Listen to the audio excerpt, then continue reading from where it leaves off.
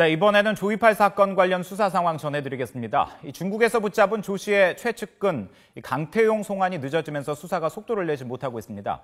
경찰은 조이팔 업체에서 전산 업무를 맡았던 강태용의 처남을 잡기 위해서 오늘 중에 인터폴에 적색 수배를 내릴 예정이라고 하는데요. 취재 기자 연결합니다. 이윤재 기자. 네, 대구지방경찰청입니다.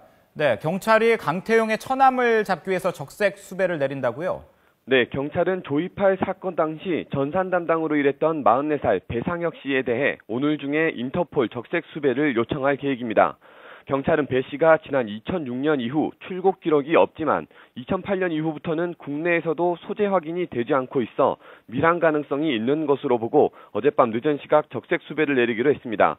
적색 수배는 살인과 같은 강력 범죄를 지었거나 50억 원 이상의 경제 관련 범죄를 지은 혐의를 받고 있는 사람을 대상으로 내려집니다. 배 씨는 조이팔의 최측근 강태용의 처남으로 조이팔 업체의 전산 시스템을 담당하면서 1조 1천억 원 규모의 다단계 사기를 벌인 혐의를 받고 있습니다. 사건이 불거진 이후 지난 2008년 11월 지명수배됐지만 아직 붙잡히지 않고 있는데요. 경찰은 배 씨를 붙잡으면 조이팔 사건의 전체 피해 금액과 자금의 사용처 등을 파악할 수 있을 것으로 보고 있습니다. 배 씨 검거를 위한 준비 작업은 속도를 내고 있지만 정관계 로비 의혹이나 경찰 유착 관계 등에 대한 수사는 답보 상태입니다. 강태용에게 1억 원을 받은 혐의로 지난 16일 구속된 전직 경찰관 40살 정모 씨는 계속되는 경찰 수사에 혐의를 강력히 부인하고 있는 것으로 알려졌습니다.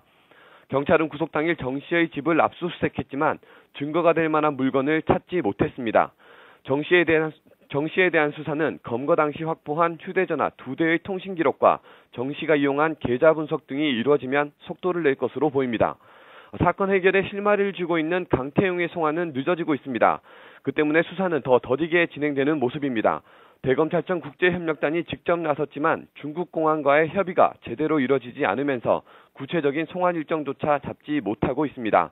지금까지 대구지방경찰청에서 YTN 이윤재입니다.